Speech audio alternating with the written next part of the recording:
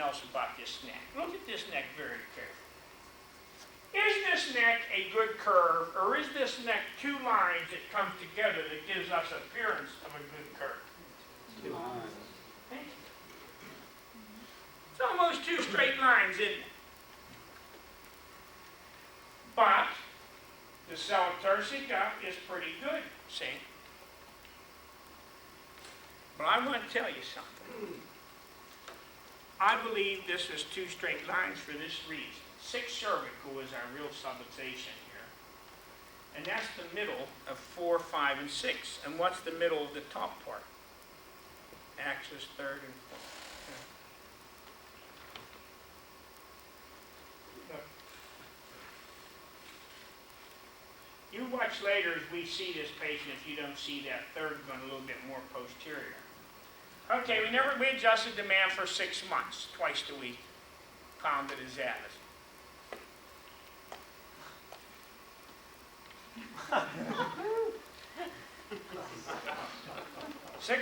Two times a week, and after 6 months he quit coming. Now I'm not sure if it was because he started in February and it was August now, and the weather was better, or he just got quit, ran out of money, or he got sick of getting pounded, but he quit. 2 years later he came back. Has the atlas improved any from my 6 months of pounding? The answer is no. How about this? Getting worse. Now look at third there, people. Don't we have a slight kyphosis in that upper spine if you want to look close, doesn't it? Yeah. And that hole's getting bigger, isn't it? Yeah. So we pounded him another 6 months. And he felt a little bit better. Quit coming. Come back 5 years later, 1981. Is the atlas improved from all that work I did on it? How about this? That's improving nicely. It's getting wider and wider, and smaller and smaller. But now in 1981, I had discovered something new in 1979, which was adjusting fifth cervical from the back. So he got a fifth cervical. That put me what? A little closer to the farm. So it only took 4 months, along with atlas adjusting. Now the man didn't come back until 1986. Now this is 12 years. Look at that. The arthritis is now up here, and look at this baby. Look at first dorsal, making it smooth. Okay? Now this is how people deteriorate under your care when you're not doing the right things. Now by this time we were doing flexion and extension. Joe, for $20,000, what vertebra do you think flexion and extension told me to adjust? 6 cervical. And when I adjusted it, he said, got a question? I said, what? He said, why didn't you do that 12 years ago? He said, this is the first time I feel that you ever done any good for me. I said, then why did you keep coming back? He said, because you were this much better than anything I had before you. He said, I kept thinking if I kept coming, maybe you'd finally get it. But it took you 12 years. That guy still comes. But you see how he deteriorated?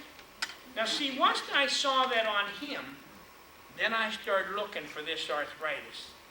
And we ran 3,000 people through on this. And every time we had arthritis, there was a subluxation at that joint. But you have to understand this. Now, there was 3 or 4 times that it wasn't, but those were people that had already been to another chiropractor. So just because the arthritis is there, doesn't mean the subluxation still has to be there. If some other chiropractor adjusted that particular vertebra and unlocked it, it would take a couple years for that arthritis to regenerate and go back. See? But that rule works. But keep in mind, don't ever go in and adjust a vertebra just because it's arthritis unless you have flexion and extension to back you up. The arthritis is just a rule that says there's smoke. Let's go in and see where the fire is, see? But when you see arthritis, in a lot of colleges, they'll teach you not to adjust there. And I'll think of this one time at Palmer College, I was asked to adjust this little Chinese woman because I'd helped her son. And they had this 2-page report from the röntgenologist. It said that she needed a bronchial scope, she needed a cardiogram, and whatever you do, don't you dare adjust the 5th or 6th cervical vertebra, because there was some arthritis there. So the kid said to me, what are you going to adjust, Dr. Pierce? I said, well, it says right here, adjust the 5th cervical. He said, it says don't adjust it. I said, well, there's no such thing as don't in my vocabulary. I'm adjusting it. And when I adjusted her, she got up the table and said, who hung dong? And I said, oh, her shoulder's better. And he said, I didn't know you could speak Chinese. I said, I can't, but I can understand it. Isn't that what she said? He said, yeah, her shoulder's better. I said, well, that's because we adjusted the subluxation.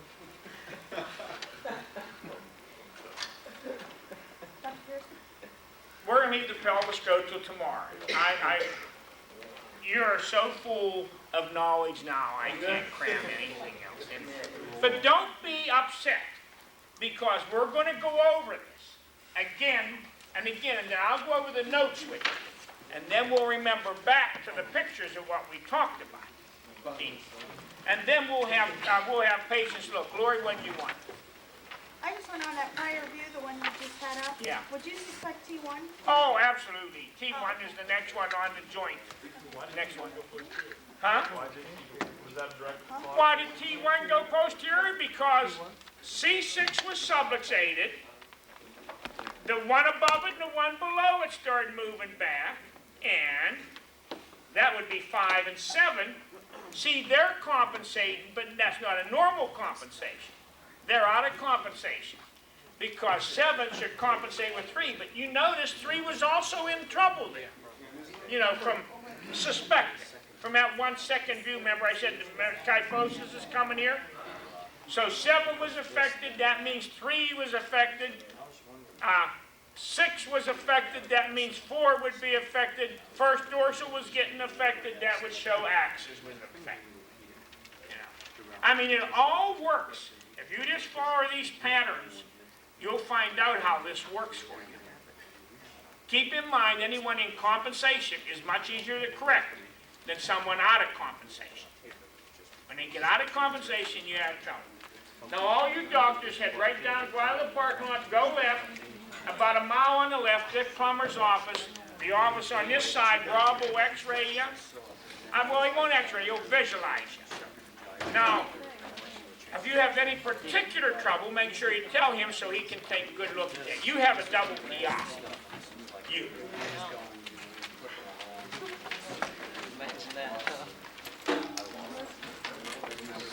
And Joey got a near him.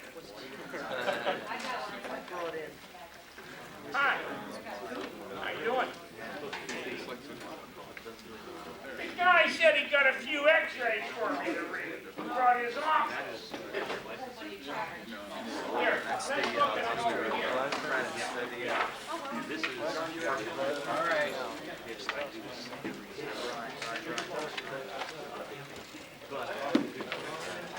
bring it up. Well, I was just wondering.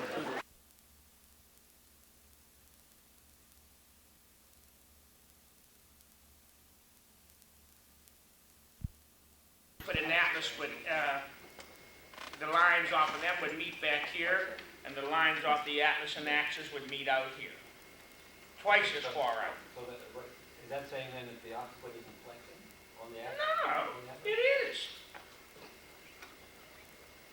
If it doesn't flex on the axis, then they would still be parallel. Oh, okay, but between occiput and atlas then? The atlas moves up to the axis.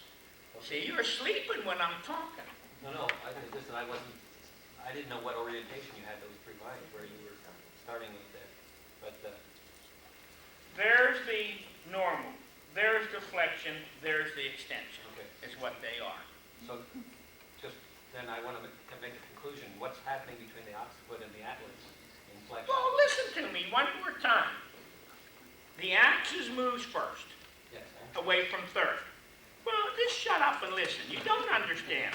So listen to this, because this is the most important thing you've got to learn from me. Then the occiput moves away from the axis and takes the atlas with it. Here's the occiput.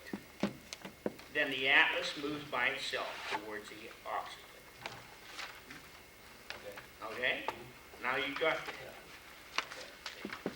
So then in flexion, the first thing that happens is the axis flexes. Moves away from third. Okay. Occiput moves away from And the axis. occiput, and then if you push it, then the atlas axis tips back the other way. No, don't tip back.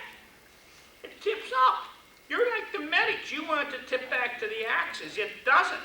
It goes towards the occiput. Here, where was that Okay. neurological I got it. deficit I got it. chart? Okay. No, you don't, You got got, it. yes, I do. No, you don't. The axis goes first, then the occiput, and then if you push it, the atlas We're not gonna, goes further then. you don't have to push it. That's the way it's supposed to go. That's what I mean, it's forced flexion. You ain't supposed to have to force deflection. It just,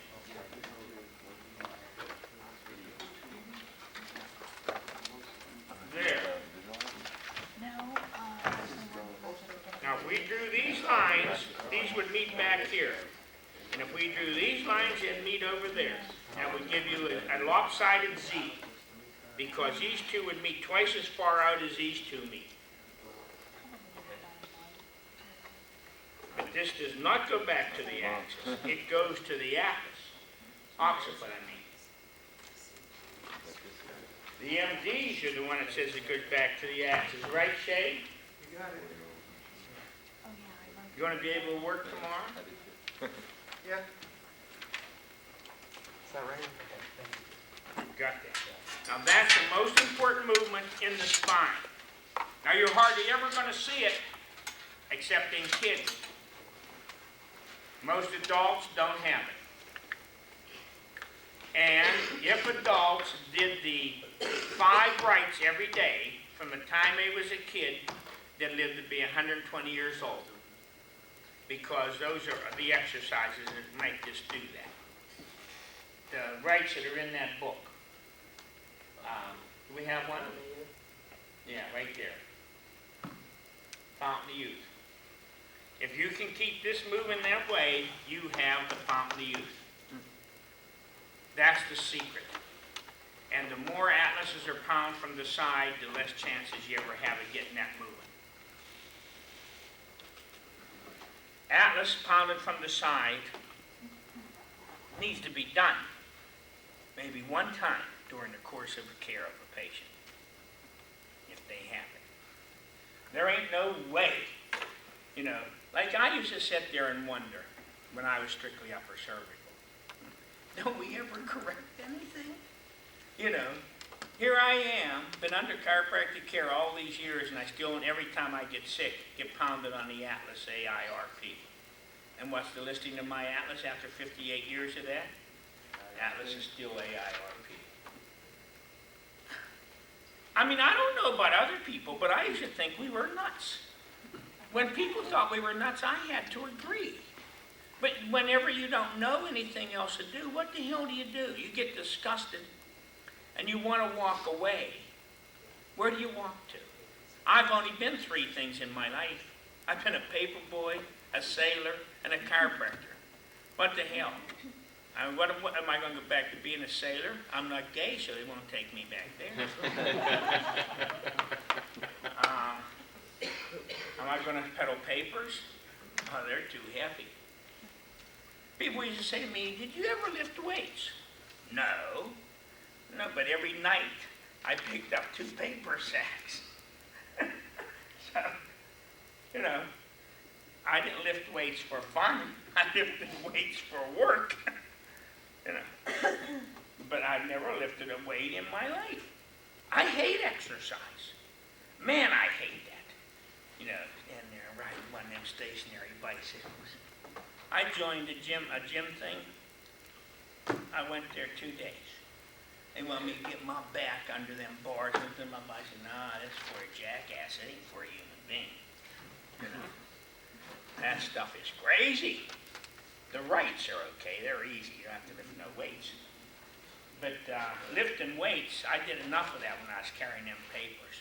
You carry a couple hundred Sunday papers, boy, every Sunday, and a couple hundred daily papers, and did that for 5 years, right into most of them, from the time I was 13 to 18.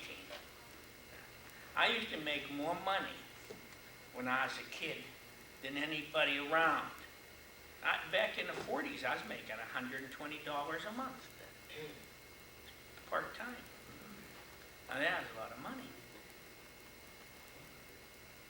But I had every job in the neighborhood tied up. So you had pedal papers, and people had coal furnaces. And they would get these tons of coal. Hey, Vernon, you want to do some coal tonight after your paper route? Okay. I remember this one house. It dumped the coal here. I had to pull in buckets. And you know, when you have lump coal and put it in buckets, you don't get much in a bucket. You know, I had to carry it across the little creek on a bridge. Then I walked about 20 steps. Then I went up 42 steps. Then walked another 50 feet and dropped it in the coal thing. Then back down. Did 2 more. Oh, shit, is there a lot of buckets in a ton of coal? You know how much I get paid for that? $1 a ton. $2. It might take you 2 nights to put that in. Then this other guy. Hey, Vern, you want a job? Yeah, what is it? Well, we're going to dig out the foundation underneath my house. Now, here's a house that's 50 years old. There ain't been a speck of water hit that dirt in 50 years. I mean, that's like digging through concrete. I'll give you 50 cents an hour. Nope. I want 55. What the hell is this? You gone union on me? So you work 40-hour week for 5 extra cents. That's $2 a week extra. But to me, that was big. Then along the road, I pick up all the beer bottles that people threw out of their cars, get 5 cents deposit. All the pop bottles, 2 cents deposit. Then all the other things that weren't no deposit on, break them up and into a bushel and get 10 cents a bushel for broken up glass. And then there was a gun club there. I was the head trap boy. Now there I made big money. I make $12, $13 a day there when they would shoot traps. You know what clay pigeons are? You know, you sit down in this peel box, and there's 2 of you. One of them sets the things here, and the other guy's back there. And there's 5 guys, and they shoot 25 clay pigeons each.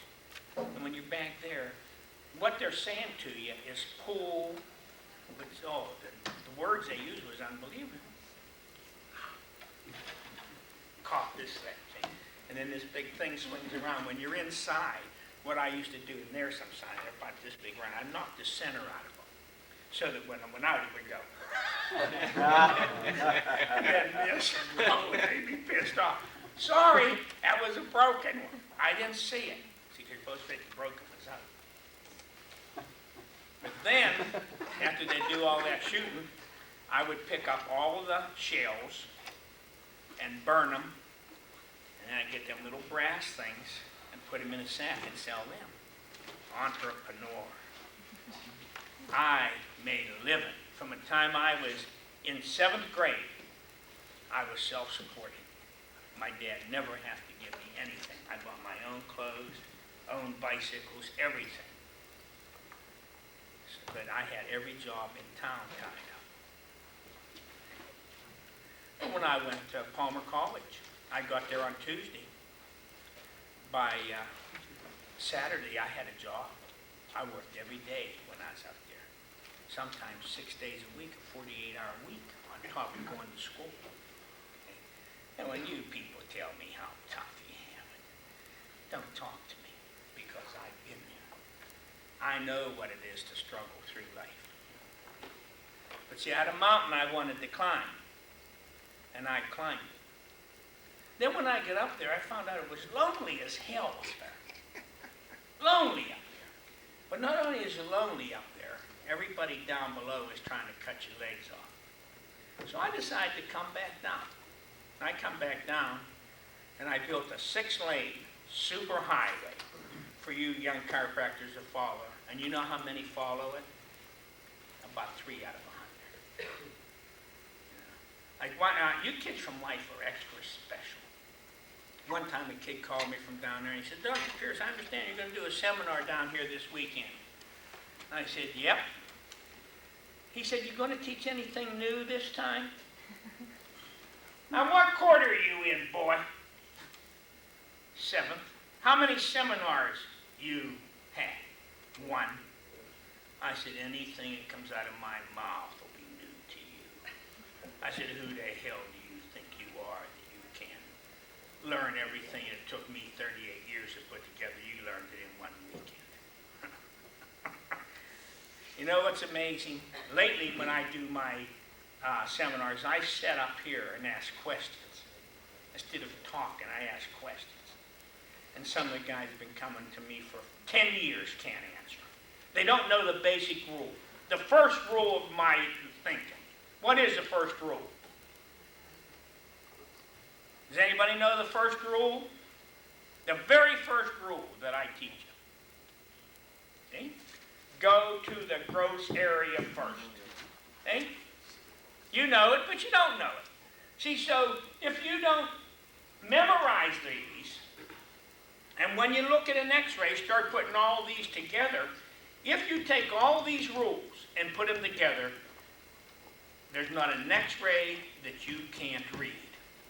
Hey, he's pissed off because I mentioned your earrings, so he wore one today. I always see them earrings. Be careful. If your hair is long and you got an earring, don't be surprised if I come up behind you and kiss you right in the ear. He's safe. He got short hair. But on the other hand, I love short hair on girls. I just love short hair. So I won't know the difference unless I look at you from the front and see how ugly you are.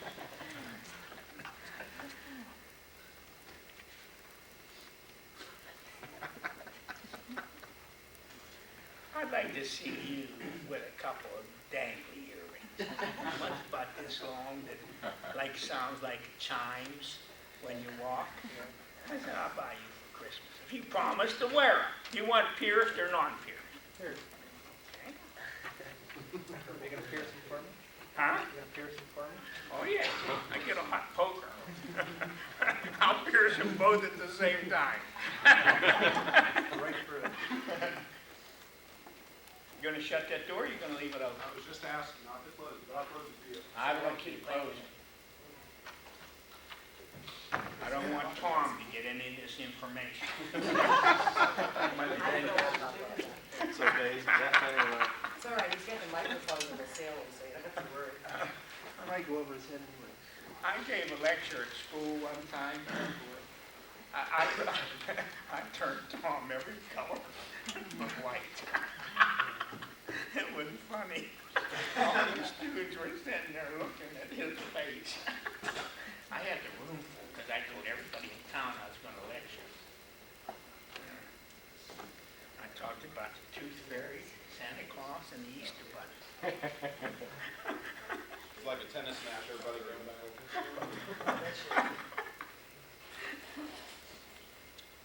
What's your question? Yeah, when we were about the time we were going over that information there, you had mentioned when third cervical goes posterior, C1 goes inferior. I didn't catch if that was like a flexion or extension. That's in neutral lateral. It's in neutral. Yeah. Whenever you have a third cervical subluxation, if the body's going to compensate right to it, the atlas should go inferior. And if you have a axis subluxation, then the atlas should go superior, or superior plus. Absolutely.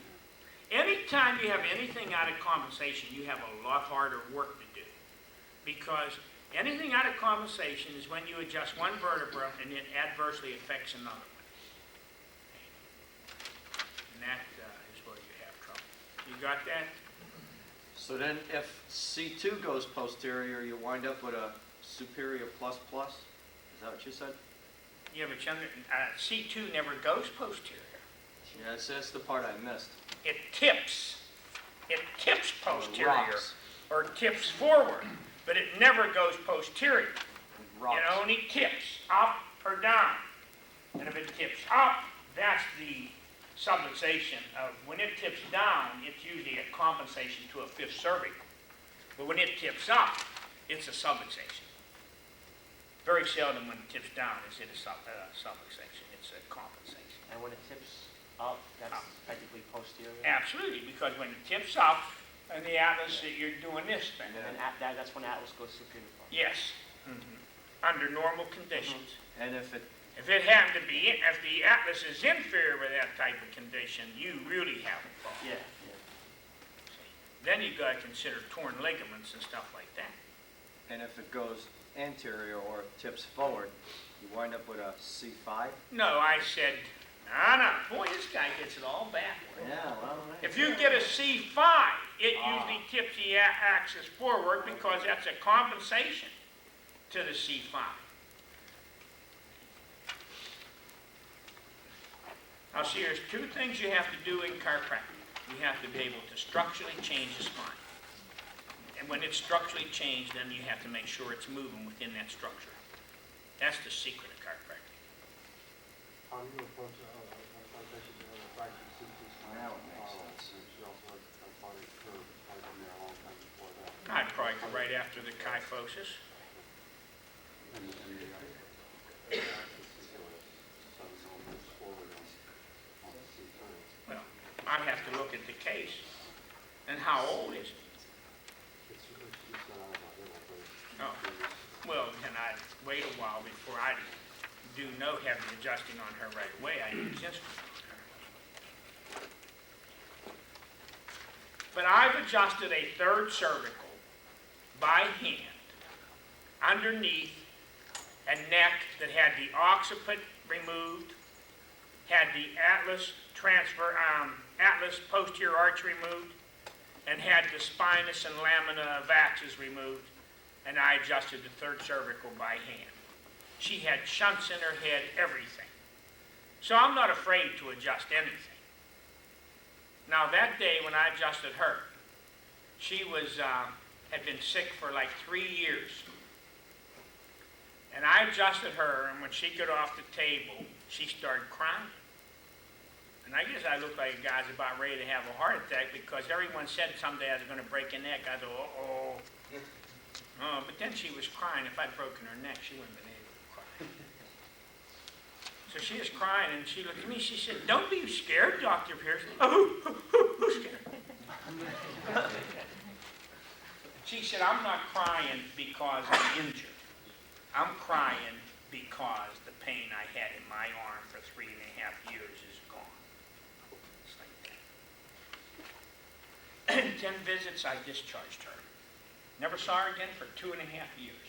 She had a job in Arby's, and she slipped, and she fell on her butt. Everything come back. She came back in the office, and I re-x-rayed her completely. And I thought for sure it would be third cervical again. But this time it was fourth cervical. But when I adjusted her, I didn't get any miracle. But the next day, third cervical was locked. See, and I found it on the visualizer. I adjusted the third cervical, created another miracle. And when I turned in my bill, when I turned in modest bills, it was like $500 and some. The claim adjuster knocked off the $90 I charged for cervical x-rays. So I called her up. I said, "I want to talk to Claudia." Now, Claudia, this is Dr. Pierce. I said, "First thing I got to tell you is I'm a crazy man." I said, "I want to tell you that right up front." I said, "I want to ask you a question. Why didn't you pay me for my cervical x-rays on this case?" She said, come, good doctor. A girl falls on her butt. x-ray her neck. Don't you think that's a little ridiculous? I said, how old are you? She said, 22. I said, come, you snot-nosed little brat. Who the hell do you think you're talking to? Don't you know that I've been in practice twice as long as you are years old? Now I want your name and number, because I'm going to sue you for practicing medicine without a license. I said, I'm going to sue your company. I'm going to do everything. I said, but no, I don't think I'll do that. I'll tell you what I'm going to do. I'm going to give you the history of this case. Then I told her about what this woman went through and how her neck was all screwed up. I said, so what I'm going to do, I'm not going to discharge her in 6 weeks like I was going to. I'm going to put her on disability for the next 10 years. I said, how about that? I said, I told you he's dealing with a crazy man. I said, no, what do you say? You going to send the $90 here, or are we going to play the game on it? I said, don't forget, that's my favorite song. My way. Now, how do you want to play? The decision is yours, you snot-nosed little brat. Guess what? Guess how fast I got that money? I got that money the next day, UPS. You just got to tell them how crazy you are. Like when I go to court, everybody knows I'm crazy. Attorneys don't even like me to go to court. When they know I'm on a case, they'll usually settle. Because one day an attorney said to me, he said, Dr. Pierce, chiropractic and physiotherapist, that's one and the same, isn't it? I said, yeah, there's as much similarity there as there's between attorneys and dog catchers. I said, this off the stand. And the judge, he was sleeping. His glass was down here, and I said, Daddy. Woke up real fast. Now then, I have the guy in the same position he wanted me. He's angry. See, the thing you do when you're fighting anybody, you make them angry. And that's what they do to you. See, they won't call you doctor. And most chiropractors, all of them, they get furiated when people don't call them doctor. See, I never care what anybody calls me, as long as they pay. See, that guy's paying $500 an hour for me to talk, so he can call me anything he wants. I mean, he's earned the right. You know, he'll call you Mr. He'll right down your face. And Mr. Pierce, yes, sir, Mr. Simon, what can I do for you, sir? Just make them angry.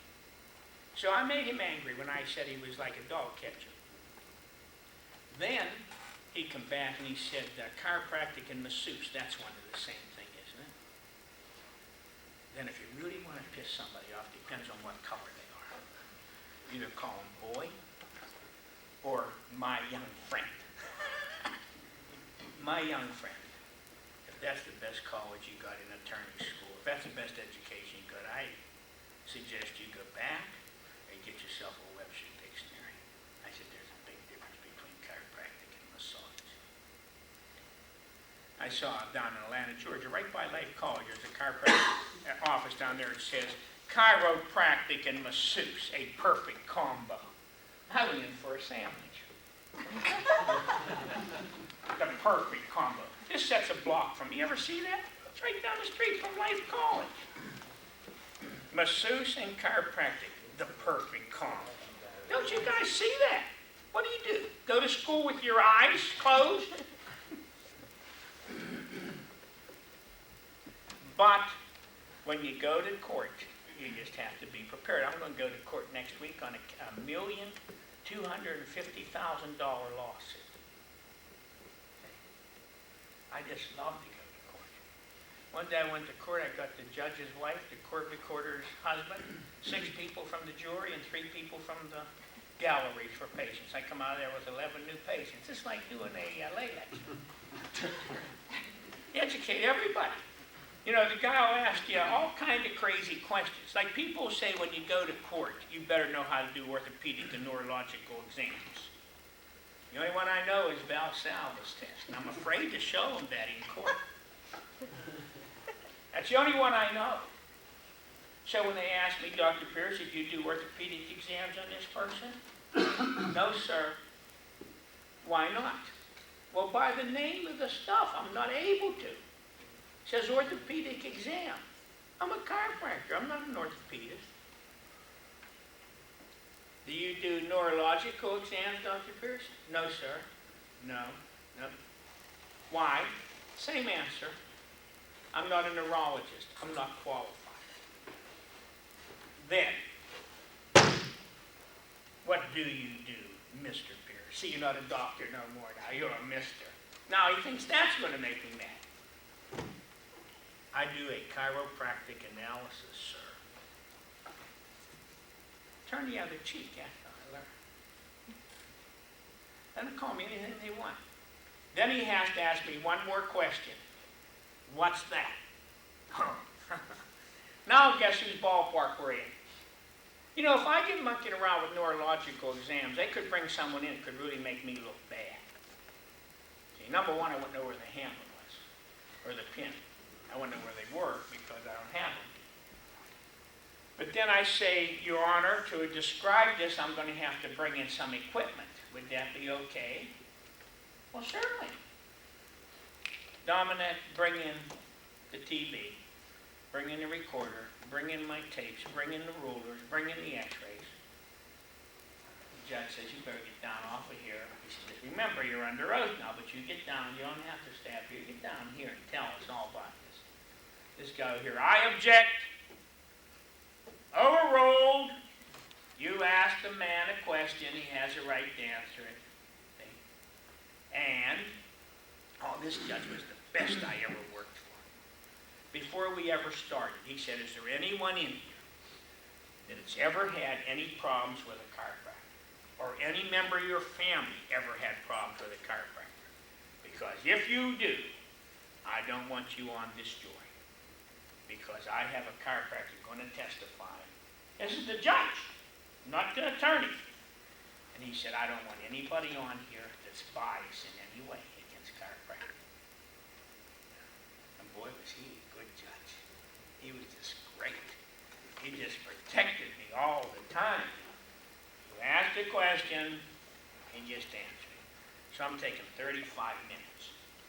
And I explained to him, before I can show you what's wrong with this patient, I have to explain what's normal. So you'll be able to make a comparison. And then I'd say all the things. And if I was talking about arbitrators or something, then I'd say that's really the name for them. But for you, it's a hole. You see this hole here? That's what we're talking about when I say arbitrator. Now, this, I showed him flexion, extension study. This guy's over there. I objecting. I want to hear this. I'm interested in what this man, the judge telling him. So I got to explain everything. That's the day I walked away with 11 new patients. And we won. We murdered them. And I did everything to chiropractic myself before they had a chance to. Like every time they had a question, I would tell them the bad stuff about chiropractic. Dr. Pierce, why did this woman have to come 110 miles to you? Why? Isn't there a chiropractor in this town? I was down in Maryland. I said, no. There's chiropractors here. I said, but they're them 3 times a weekers that crack people's neck and back without rhyme or reasons. Bring them in 3 times a week until they turn green. Okay? The next day, when I was the first one to get to speak, the next day there was going to be an orthopedist. I knew what he was going to say. And when he got up there the next day, he said exactly that. Chiropractors bring people in 3 times a week. But see, I already proved that I wasn't in that group. But he, hammered chiropractic. But I had hammered it the day before. I said, stuff's no good. I said, that ain't chiropractic. I said, that's manual manipulation. I said, but that's how most of them practice. That's why she had to come 110 miles. Okay? And then I showed her pre-x-rays. Then I showed him the post on the visualization. And then I said, see how close that looks to what I call normal? And that's how we won. We won everything that day. And the day after, the attorney who was on our side called me up. And he said, Dr. Pierce, he said, you are the best man I've ever met in my life. He said, I feel exactly about my profession like you do. He said, but you got up in a court of law and said it. He said, that's what I call a real man. And he said, because you did that, he said, we won everything. We won everything. But the other attorney was brought in from Washington, D.C. He was brought in special. And the two chiropractors, he knew two chiropractors, and they told him, he said, you're going to go to court against Pierce, and he's different. So whenever I walked in, he'd come over, he said, Dr. Pierce, my name's Frank, and I forget what it was. He said, you know, I really have nothing personally against you. He said, but I'm going to cut you a new asshole today. I said, well, Frank, I don't have personally nothing against you either, but when you walk out of here, you'll probably have 2 or 3 yourself. When I got done with him, he asked me if I knew anything about dermatomes, you know. And of course, I have a few slides about dermatomes. That I do know something about. And he's saying, well, what does the S1 control? I said, it doesn't matter in this case. It's what controls S1 that matters. I said, in this particular case, her S1 was not the problem. That was the symptom. But the problem was coming from here. Now, and finally, he had a notebook like this. He just ripped it in half. And he broke his pencil in half and he threw it. He said, I have no more questions for this man. And when I walked out, I walked by. Told you so, Frank, but that's okay. Next time you could possibly be on the winning side. But I knew I won because I had everybody on my side. See, when you go to court, there's 12 people sitting there. And most of them have very little education. And they like underdogs. So this guy's picking on me, see. And whenever you're talking in simple language towards them, and then they understand you. And that's the people you got to convince. And I always speak directly to them. And I speak in simple terms. See, I'm the working man's chiropractor. So you don't see no diamond rings or nothing on me.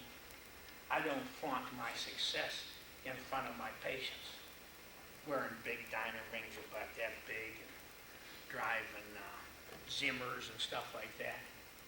I drive a 76 Lincoln. I'm poor. But you impress people by being where they're at. Get down to their level. Every big word I used for the court, I would go back and describe it to them exactly what I was talking about, because those are the people that's going to make the decision. And those are the people that you have to convince that what you did was right. I have never lost in court. I just don't go to court to lose. If I think we have a loser, I don't go. If I know someone's cheating the insurance company and stuff like that, you won't get me to go. You have to subpoena me. And then if you subpoena me, then I'm going to be a bad witness. One time I had this patient, he was a cheater. And he was nothing wrong with him. I said, look, you will. Get out of my office. Oh, we're going to go to court. I said, how much did they offer you? He said, $3,500. I said, that's enough. No, I want $15,000. No, you're not going to get it. There's nothing wrong with you. Now, when I showed up in court to do this testimony, he showed up with a neck brace on. I said, what the hell are you doing, man? Where did you get that? I said, you just blew this case. So this same attorney was calling me a masseuse and all this crap. That was the guy. He said to me, and you told him to wear that collar in here today. Oh. I said, oh, thank you. Thank you for asking that question. I've been waiting for that one all day. I have never given a horse collar to any patient in my life. That man, I didn't get that from me. I don't know where he got it from. He does not need that. The judge come down with the gavel. Case dismissed. As soon as I said, he just threw it out of court. You know what he got? On his settlement, $2,800. Enough to pay me and the attorney. That's all he got. So an attorney called me up. He said, will you cut your bill? I said, yeah. All I earned was $450. It was a $1,300 bill. I said, that bill's 3 times bigger than any bill I've ever submitted in my life. I said, I'm ashamed. I said, now you give my part of my money to Greedy John, and I'm telling you and him, don't you ever take me to court again, or I'll stand up and tell everybody everybody's cheating. That's what I'll do. I said, nobody's going to make me look like a bad doctor, this for money. That's what I told the guy. I said, you make me look like I don't know what I'm doing. I said, no way. And well, he said, and you told him. Oh, I said, am I glad you asked that question? I said, why? I said, you'll see. Okay. Throw it out. Okay. You're never going to get me to lie in court for someone just for a few bucks. Okay. Threw the case out. He got $2,800. Now see, he could have got $3,500. And he walked away. That was $3,500 clear for him. But he was greedy. I called him Greedy John. He had the green fever. As soon as you get money. You know, a lot of times when you have cases, you'll find out that they do this. And then they want to keep coming and keep coming. And the adjuster will call you. And I'll tell him right over the phone, look, I won't say this, I won't write it, but this person's a cheat. This person's not sick. I'll tell you, what's the highest you'll go to settle this case? Well, Dr. Pierce, we're willing to give him $16,000. Okay, here's how I'm going to turn in. I said, here's what I'm going to turn in. I'm going to turn in my bill to date, and I'm going to ask you to approve care for me for 2 more years. I said, but he ain't going to take it. And I won't bring him in either. So if you can trust me, I can close this case for you. So I say, you know, while we close your case, I got you $16,000 settlement. And I also have, so you can come and see me for the next 2 years anytime you want to. And he'll pay for that too. You know how many more times I'll see her? 1, maybe 2, that's all. Finished, and she gets the $16,000, she's well. Because she wasn't that sick to begin with. Okay. But you have to know that you got that patient well by instrumentation and pre and post x-rays and all that. There couldn't possibly be any other symptom. See? And if you know your stuff that well, then you can do stuff like that. But you know, insurance people are not hard to work with. Insurance people want cases closed fast. And I'll go through this crap over and over and over.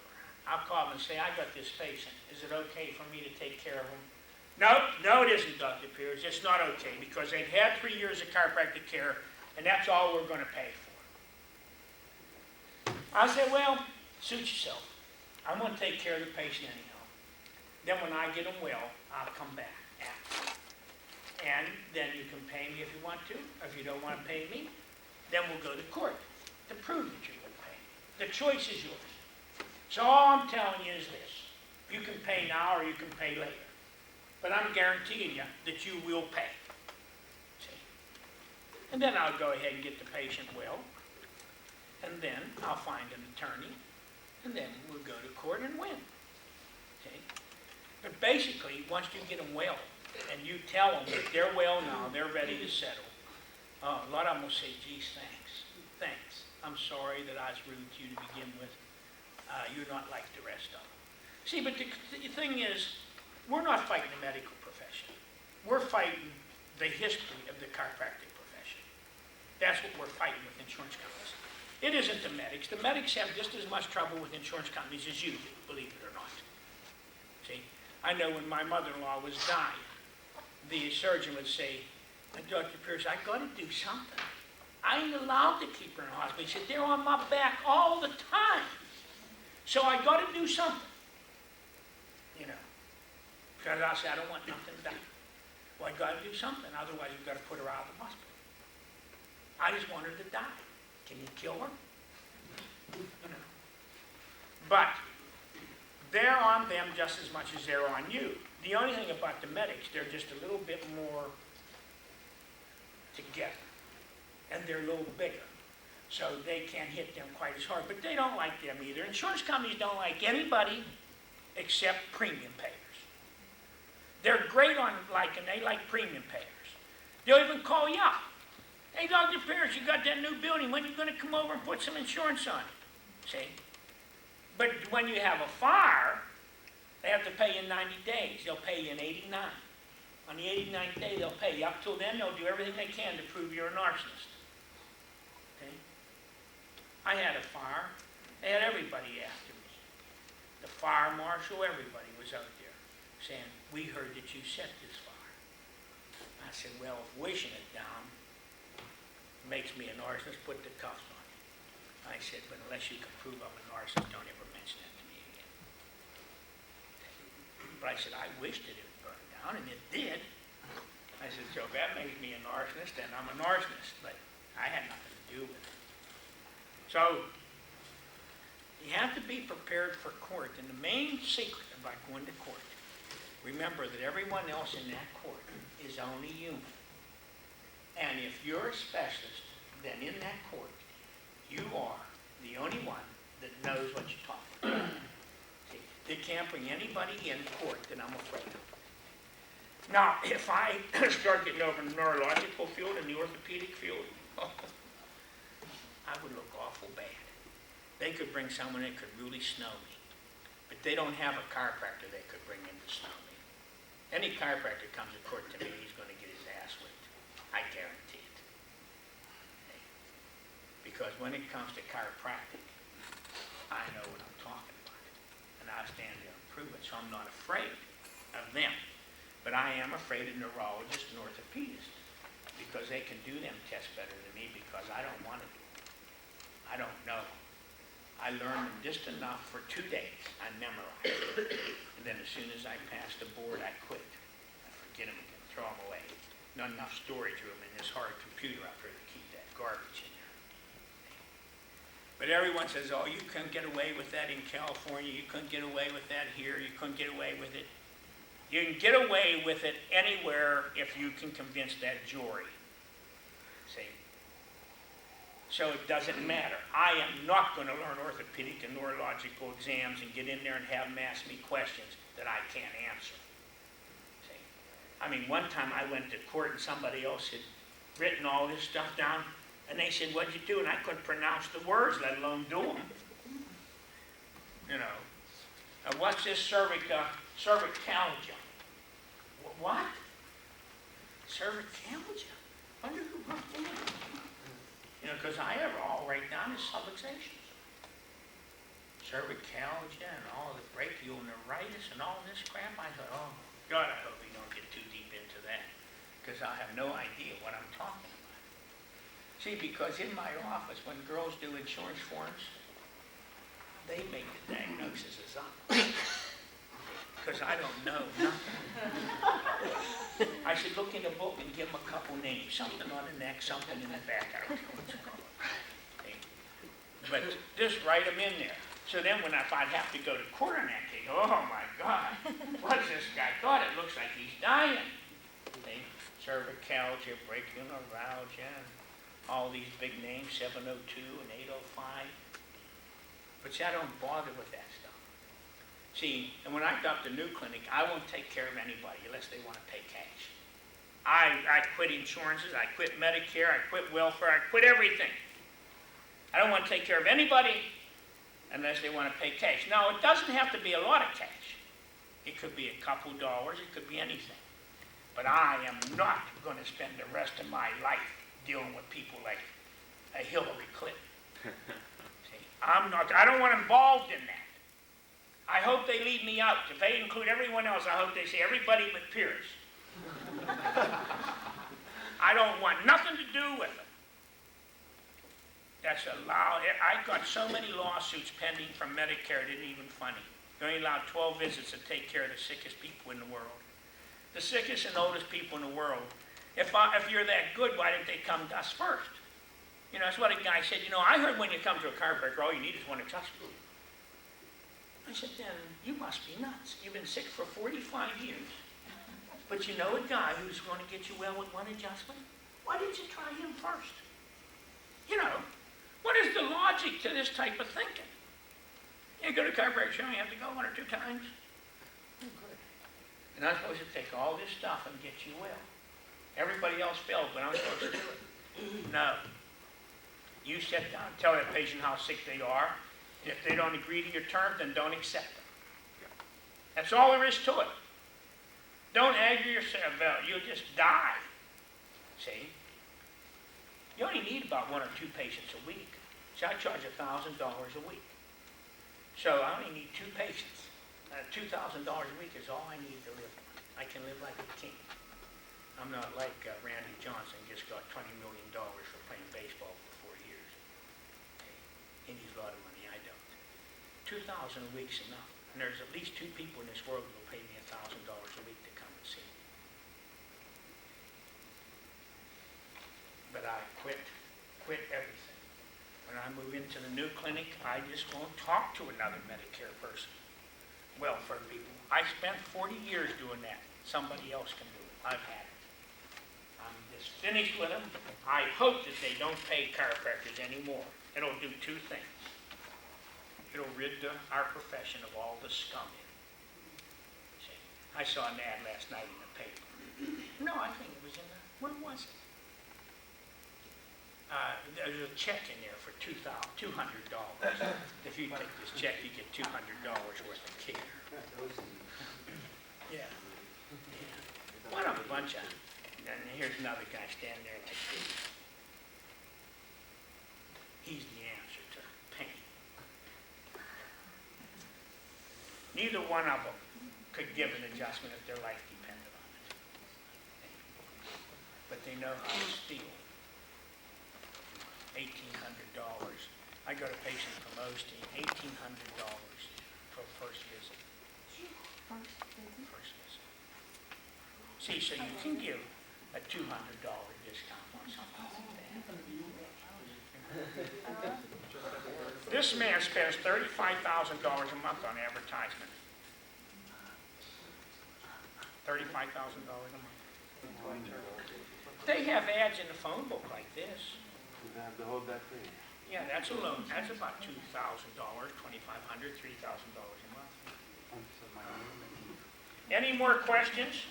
What you sent your name in to? Oh, a phone book is for one thing, people.